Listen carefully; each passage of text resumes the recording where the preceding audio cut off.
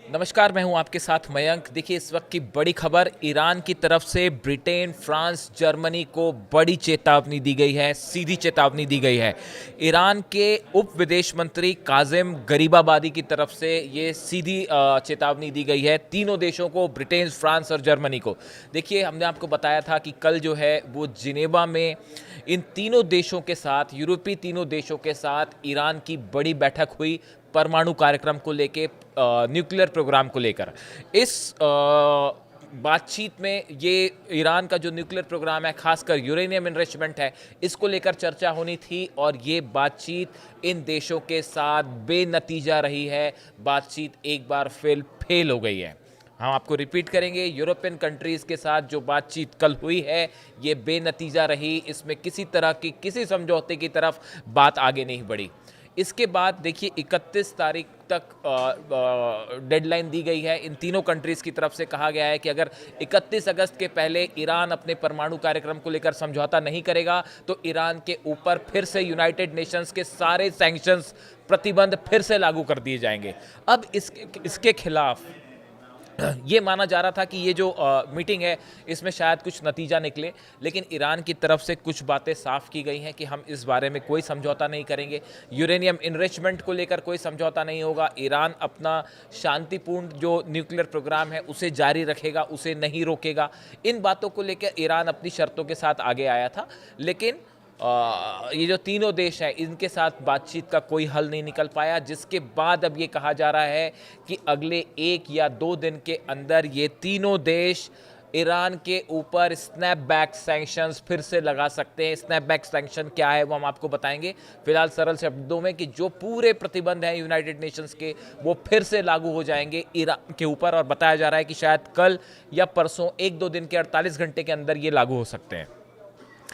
इन बातों के बीच में ईरान की तरफ से इन तीनों देशों को सीधी चेतावनी दी गई है, और ईरान के डिप्टी फॉरेन मिनिस्टर जो हैं काजिम गरीबाबादी, इनकी तरफ से क्या कहा गया है हम आपको बताते हैं। Deputy foreign minister Kazim Gharibabadi declared that if the European trio forces sanctions, Iran will cut ties with the UN nuclear watchdog. पहली बात, ईरान की तरफ से ये कहा गया है कि अगर ईरान पर फिर से सैंक्शंस लगाए गए, स्नैपबैक सैंक्शंस इन तीन देशों ने लगाए, तो आईएईए जो इंटरनेशनल एटॉमिक एनर्जी एजेंसी है, जो प्रोग्राम को वॉच करती है ईरान के, इसके साथ सारे संबंध ईरान तोड़ देगा। इसके किसी भी प्रतिनिधि को ईरान के अंदर आने की इजाज़त नहीं दी जाएगी।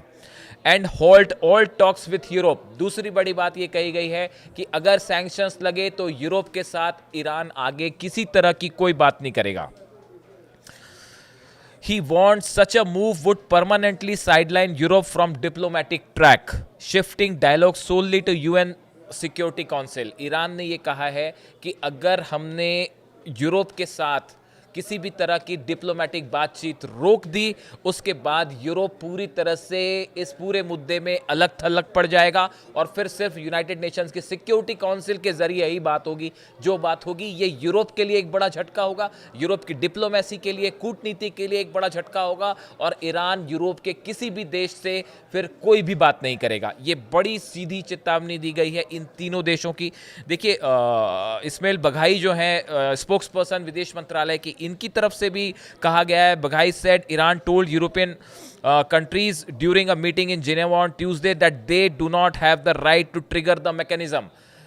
ईरान के विदेश मंत्रालय के जो प्रवक्ता हैं उनकी तरफ से ये कहा गया कि स्नैपबैक सैंक्शंस जो लगाने की बात हो रही है, इसे लगाने का अधिकार इन तीनों देशों के पास नहीं है और उसे गलत तरीके से लगाने की बात हो रही है।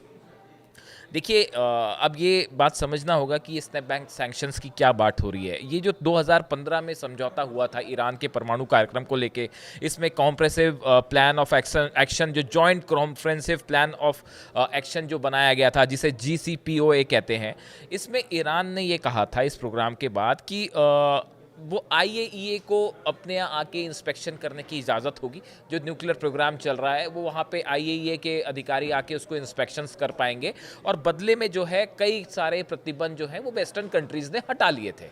इस तरह की बात सामने आई थी। लेकिन फिर 2018 में हमने देखा कि ट्रंप एडमिनिस्ट्रेशन का जो फर्स्ट टर्म था उसमें ये समझौता पूरी तरह से खारिज कर दिया गया, तोड़ दिया गया, और उसके बाद ईरान पे आरोप लगे कि ईरान ने अपना न्यूक्लियर एनरिचमेंट जो है कार्यक्रम तेजी से आगे बढ़ा दिया है। अब देखिए, अभी जो खबरें हैं, जैसा बताया जाता है कि एक न्यूक्लियर बॉम्ब के लिए आपको 90% एनरिच्ड यूरेनियम चाहिए। 90% आपका यूरेनियम अगर एनरिच्ड है तो आप एक न्यूक्लियर बॉम्ब बना सकते हैं। ये बताया जा रहा है कि ईरान के पास इस समय जो 400 किलो यूरेनियम की बात होती है वो करीब 60% तक उसका एनरिचमेंट हो रखा है। 60% एनरिच्ड यूरेनियम है, जो कि 90% से बेहद करीब है, जो असली विवाद की वजह है। अब ये कहा जाता है कि अगर 60% एनरिच्ड यूरेनियम आपके पास प्यूरिफाइड यूरेनियम है तो उसको 90% तक परिष्कृत करने में ज़्यादा टाइम नहीं लगेगा, वो कभी बहुत कम समय में 90% उसका एनरिचमेंट हो सकता है। और इस सूरत में ईरान एक न्यूक्लियर केपेबल कंट्री होगी, उसके पास एटम बम होगा, न्यूक्लियर बम होगा। ये मुख्य एक विवाद की वजह है।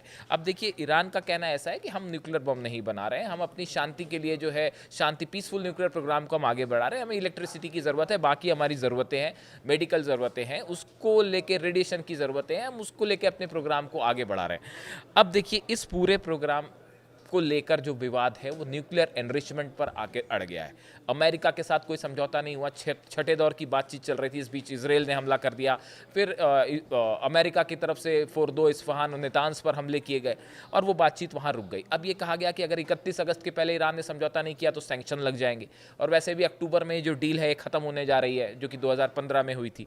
इन हालात में अब अगले 48 घंटों में मिडिल ईस्ट में एक बड़ा डेवलपमेंट होने जा रहा है, जो ये तय करेगा कि क्या ईरान पर फिर से हमले होंगे, क्या ईरान इजराइल के बीच जंग हो सकती है, इजराइल क्या फिर से परमाणु ठिकानों पर हमले करेगा, अमेरिका क्या फिर से हमले करेगा, क्या ईरान के ऊपर और सख्त सैंक्शंस लगने जा रहे हैं, ये अगले 48 घंटे में काफ़ी कुछ हद तक तय हो जाएगा।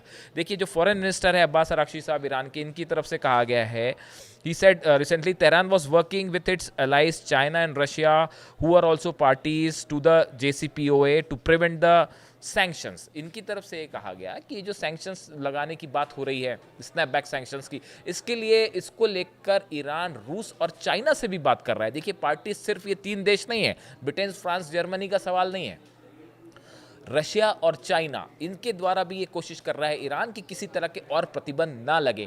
बल्कि एक खबर तो अभी इस तरह की ये भी आई थी, मैंने अपने व्यूअर्स में को आपको बताया भी था कि ईरान इस बात के लिए भी कुछ हद तक राजी है कि जो एनरिचमेंट लेवल है 60% जो एनरिच्ड यूरेनियम है उसका एनरिचमेंट लेवल कम करने को भी राजी है।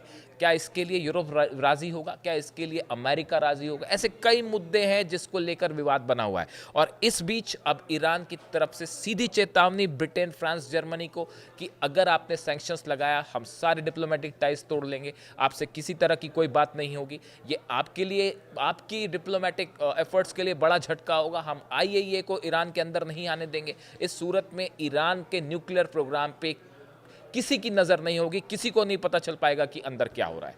तो इन हालात में अगले 48 घंटे बेहद अहम होने वाले हैं ईरान के ऊपर सैंक्शंस को लेके, और ये जो धमकी ईरान की तरफ से दी गई है, चेतावनी दी गई है, इसको लेकर क्या होता है, इससे जुड़ी जो भी अपडेट होगी हम आप तक पहुंचाएंगे। Thank you so much.